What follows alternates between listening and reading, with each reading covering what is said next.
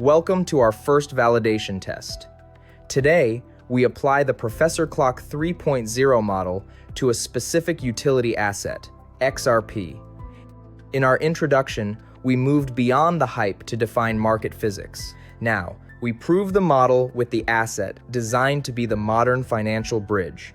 In our first session, we established that price follows force. Today, we're going to use the historical data from the 2025 cycle to see how the intrinsic utility value and the speculative force premium interact in a real-world scenario. Our objective is to prove that utility tokens have a calculable floor and a predictable ceiling.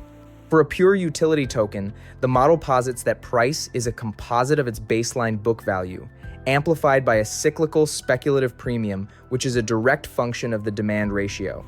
To calculate the structural value for XRP, we used a baseline intrinsic utility value of $1.14 derived from daily settlement volume and a speculative multiplier of 2.0. This assumes that at peak euphoria, the market is willing to pay a 200% premium. Let's look at the results. At the peak of terminal exhaustion in July 2025, our formula calculated a structural value of $3.42. The actual market price? $3.56, a near-perfect alignment. This validates that even at the height of a speculative frenzy, the price wasn't random. It was an amplification of the underlying utility baseline. But the true test of any model isn't the top. It's the absolute bottom when hope has vanished. At the point of absolute capitulation in June 2026, the speculative premium vanished. The formula resolved to the pure intrinsic value of $1.14, tracking within cents of the market bottom. The conclusion is definitive.